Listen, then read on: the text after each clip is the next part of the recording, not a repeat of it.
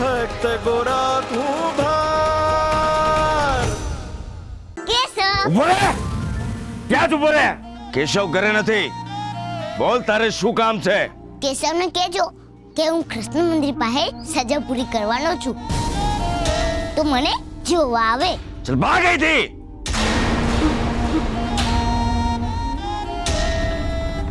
પૂજાઈ બાપા, તો તમે પણ આવશો ને મારી સજા જોવા? તું એમ નહીં માને. મને તારી ખેર નથી. નો ઊભું રહેવાય, હજી તો અંધાઈને જાણ કરવાની છે.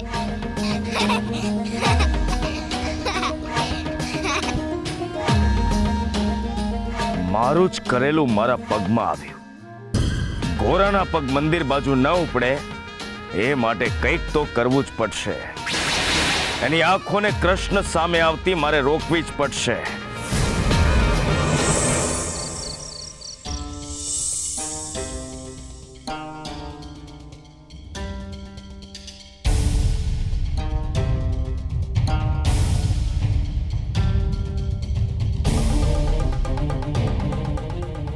ભગત, ગોરા હજુ એ નથી આવ્યો. આખા ગામને સજા જોવા આવવાનું નોતરું દેવા ગયો છે. એના મનમાં કૃષ્ણ છે દેવી, એટલે એને સજા છે ને દેખાતી જ નથી.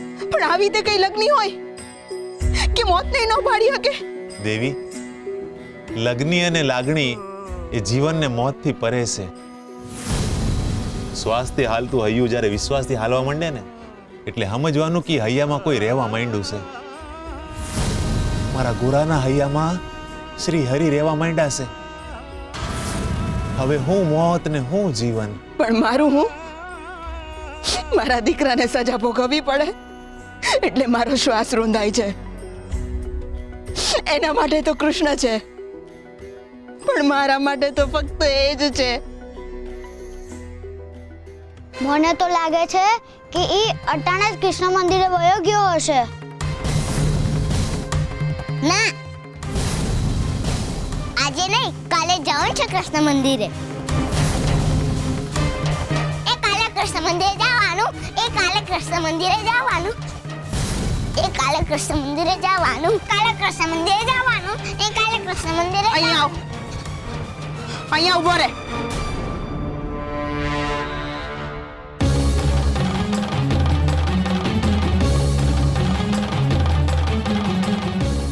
ઉપાડ આ માટલું તારા માથે.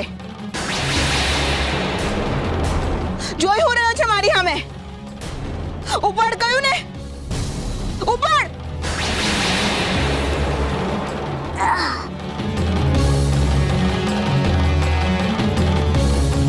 આ બહુ ભારે છે. એકવાર કહ્યું ને ઉપાડ. માથે માટલું ઉપાડ.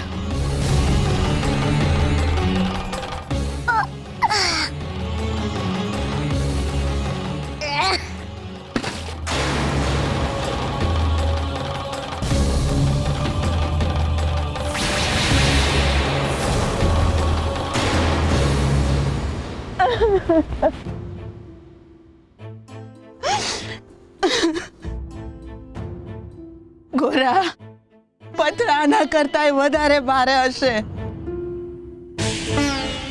જેમાં માટલામાંથી પાણી વહી જઈ રહ્યું છે ને, એમ તારા માથેથી લોહી વહ્યું જશે. આવડું અમથું માટલું નથી ઉચકાઈ શકતું, તે પથરા કઈથી ઉચકી શકાશે? કઈથી ઉચકી શકાશે?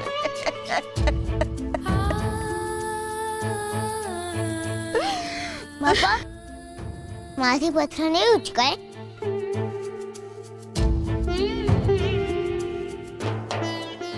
બેટા, પથરા છે ને બહુ વજનદાર હોય, એ તારાથી ન ઉચકાય દીકરા. તો તમે મને હાથ દેજો, આપણે બેવ થઈને ઉચકીશું પથરા.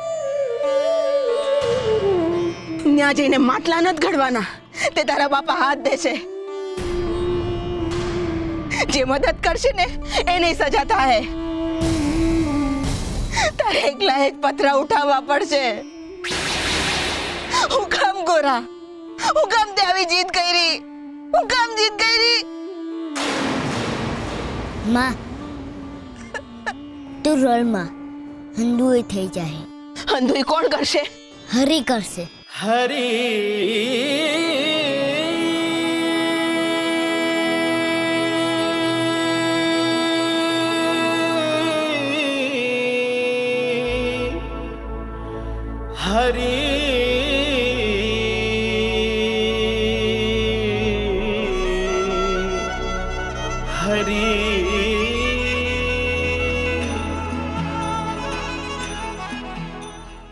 બાપા કહે છે ને, આપણને તકલીફ પડે એટલે હરી મદદે આવે. આપણને તકલીફ પડે ને તો આવે, પણ આપણે જાતે જ તકલીફ ઊભી કરીએ ને તો ન આવે. ગોરા, હું કામ તે આવી સજા માંગી? હા, બાપા હરી મદદે આવશે ને, મારા પથરા હરી ઉપાડશે ને. દેવી, તમે રડોમાં. મારો ગોરા છે ને એ કૃષ્ણ અને રૂકમણીજીનો પ્રસાદ છે.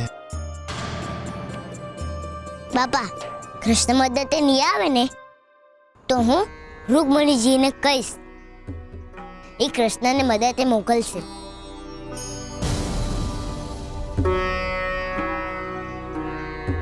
ગોરા,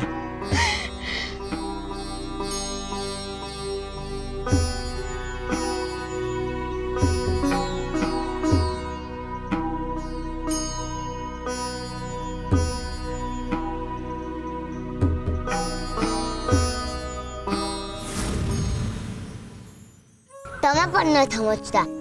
મને કૃષ્ણ મંદિર પાસે જવા મળે એટલે મેં સજાની હા પાડી. હા, પણ તારાથી પથ્થર નહીં ઉચકાય તો? એ તો આવશે ને કૃષ્ણ મદદ કરવા. કૃષ્ણ શું કામ તારી મદદ કરે? એ હુકમ મારી મદદ ન કરે. બાપા કે છે હરિહંદાયના વારે આવે છે. હા, પણ જો કૃષ્ણએ મદદ ન કરી તો? તમે મારું કામ કરો, તમે કૃષ્ણને એક કાગળ લખો કે ગોરાને તમારી મદદની જરૂર છે. હું નહીં લખું. કેમ? આના પહેલા પણ તે કાગળ લખેલો. કૃષ્ણ આવ્યા? એ ભૂલી ગયા હશે. એમના કેટલા બધા ભક્તો હોય. એક કામ કરો, આ વખતે રૂકમણીજીને કાગળ લખો. એ કહેશે તો એમને આવું જ પડશે ને. બાપા કે છે કૃષ્ણ વાત ન સાંભળે ને તો રૂકમણીજીને કહેવાનું, એમની વાત તો સાંભળવી જ પડે ને. લખો. તમે મારી સામે શું જોઈ રહ્યા છો? હવે લખો. હા, લખું છું. રૂકમણીજી, ગોરાની તમને કૃષ્ણ માટે ફરિયાદ છે. ફરિયાદ? હા, શું ફરિયાદ છે? એ જ કે હું કૃષ્ણને યાદ નથી.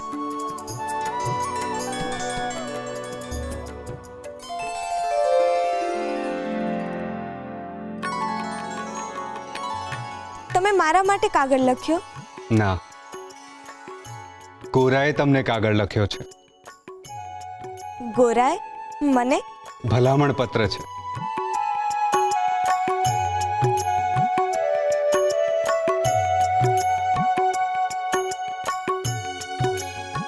રૂકમણીજીને ગોરાના જય શ્રી કૃષ્ણ.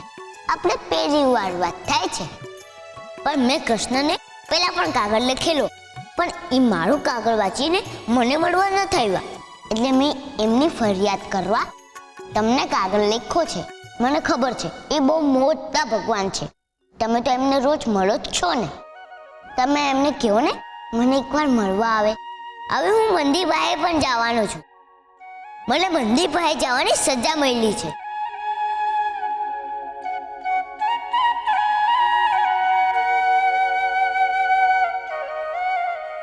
તો એમને કહો ને મંદિરની બહાર નીકળીને મારી પાસે આવે.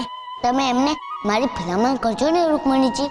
મારે બસ એમને એકવાર જોવા છે, એકવાર જોવા છે. મારે કૃષ્ણને જોવા છે. મારે કૃષ્ણને જોવા છે. મારે કૃષ્ણને જોવા છે. મારે કૃષ્ણને જોવા છે. મારે કૃષ્ણને જોવા છે. મારે કૃષ્ણને જોવા છે. ગોરા મારે કૃષ્ણને જોવા છે. તને જોવા મળશે બેટા, પણ અટાણે બહુ મોડું થઈ ગયું છે ને. હાલ, હરે કૃષ્ણ બોલતા સુઈ જાઓ. બોલ, હરે કૃષ્ણ હરે કૃષ્ણ. હરે કૃષ્ણ હરે કૃષ્ણ હરે કૃષ્ણ હરે કૃષ્ણ. હરે કૃષ્ણ. હરી,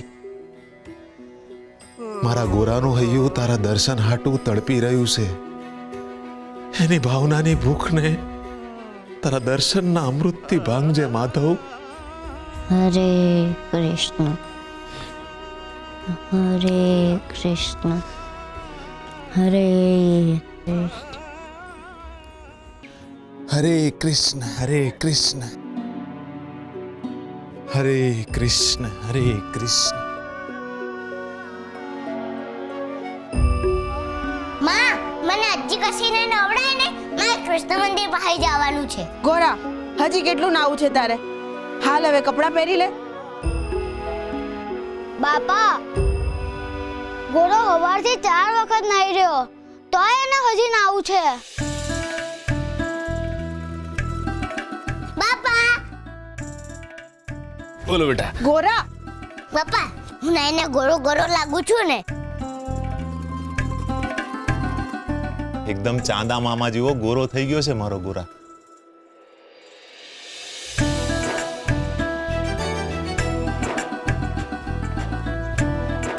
લ્યો બાપા, મને ચાલુ કરી દ્યો ને ચાંદા મામા જેવો ગોળ.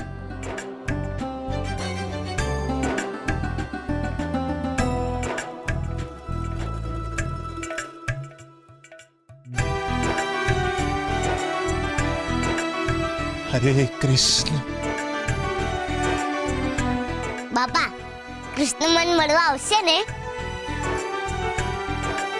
જો સુરા, કેવું લાગુ છું? સકરી કાકીએ આપેલા કપડાં પહેર્યા છે મેં. માં, મને હુક્કો રોટલો દે ને. રોટલો ખાઈને મામા બળ આવી જાહે, એટલે હું અંદર પથરા ઉપાડી લઈ. બાપા,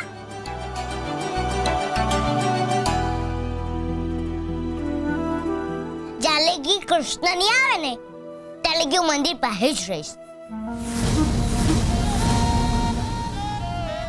નહીં, નહીં, સચ પણ નહીં. મંદિરમાં તારે પગ પણ નથી મૂકવાનો ગોરા.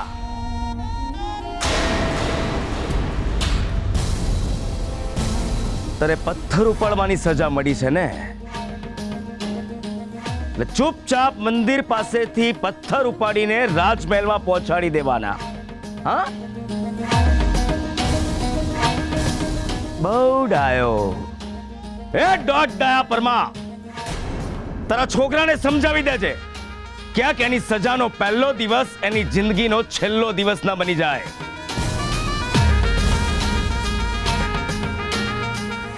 યાદ રાખજે, ના તો ગોરાએ મંદિરમાં પગ મૂકવાનો છે, ના તો મંદિરની સામે આંખ સુદ્ધા ઊંચી કરીને એને જોવાનું છે. જો મંદિરની પવિત્રતા અભડાઈ તો તારા જીવનમાં ઘોર અંધકાર ફેલાવી દઈશ. સજા પૂરતું જ કામ કરવાનું છે, અને કૃષ્ણની વચ્ચે અંતર બનાવીને રાખવાનું છે.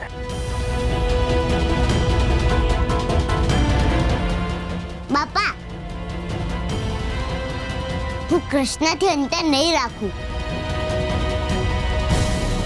મંદિરથી અંતર રાખવાનું બેટા.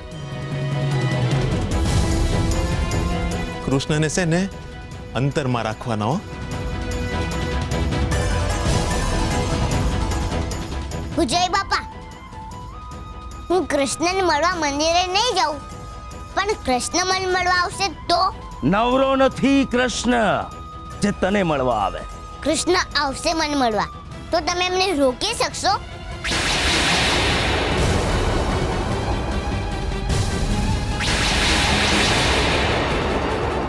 શ્રી હરિ નમો નારાયણાય.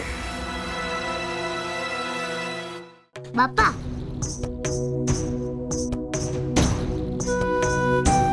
બોલ. મેં રૂકમણીજીને કાગળ લખ્યો છે. એ કૃષ્ણને મોકલશે મને મળવા. એ કૃષ્ણને કહેશે તો એ મને મળવા આવશે ને?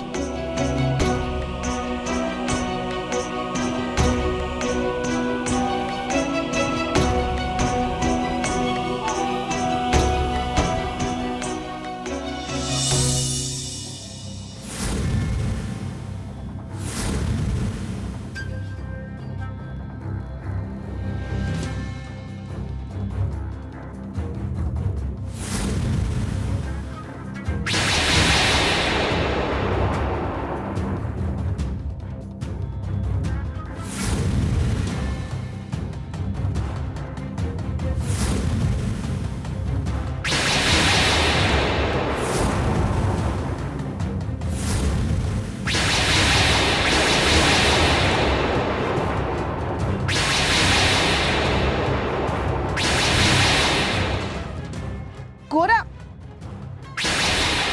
લોકો પગ પર કુહાડી મારે પણ આ ગોરા માથા પર પથ્થરો મારવાની તૈયારી કરે છે. જુઓ ને, પથરા ઉચકવાની સજા છે, પણ ગોરો જાને આઠમની મટકી ફોડવાની સજા મળી ન હોય એમ કૂદકા મારે છે.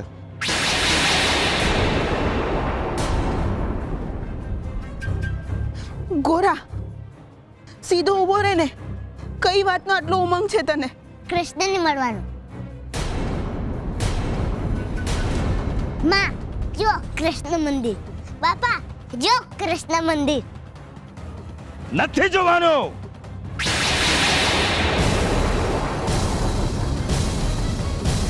કૃષ્ણની મૂર્તિ તરફ તારે નથી જોવાનું. જો આંખ ઊંચી કરીને કૃષ્ણની મૂર્તિ સામે પણ જોયું છે ને તો તારી આંખો હંમેશ માટે મીચાઈ જશે. પૂજારી બાપા, હું આંખ બંધ કરું ને તોય મને કૃષ્ણના વિચારો આવે છે. અને પૂજારી બાપા, તમે દોડા ન કાઢો ને તો કૃષ્ણ તમને સજા આપશે.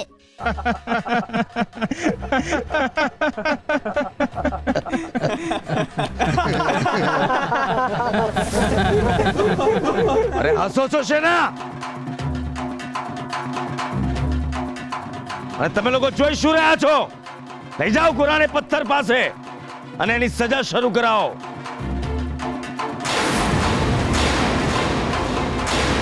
ધ્યાન રાખજો, એનું ધ્યાન પણ કૃષ્ણની મૂર્તિ સામે ના જવું જોઈએ.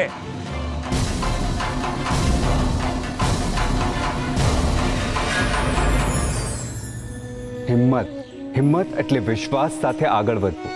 હિંમતનો અર્થ જ એ થાય કે તમે તમારી દેખાતી તાકાત કરતા વધારે મોટો કૂદકો મારવા જઈ રહ્યા છો, પણ હિંમત જ તમને કિનારે પહોંચાડે છે. તમારી હિંમત તમને દરિયાના પેટાળમાં લઈ જઈ અમૂલ્ય મોતી અપાવે છે. કોઈને હિંમત આપી પણ શકાય અને કોઈની હિંમત તોડી પણ શકાય, પરંતુ જેની હિંમત માત્ર બાહ્ય પરિબળોને કારણે નહીં, આંતરિક શક્તિ અને આત્મવિશ્વાસને કારણે છે, એને કોઈ હરાવી શકતું નથી. હિંમત એવું હથિયાર છે જેનાથી અણધાર્યા પરિણામો મેળવી શકાય. જેની પાસે હિંમત છે, આ સંસારમાં એની જ કિંમત છે.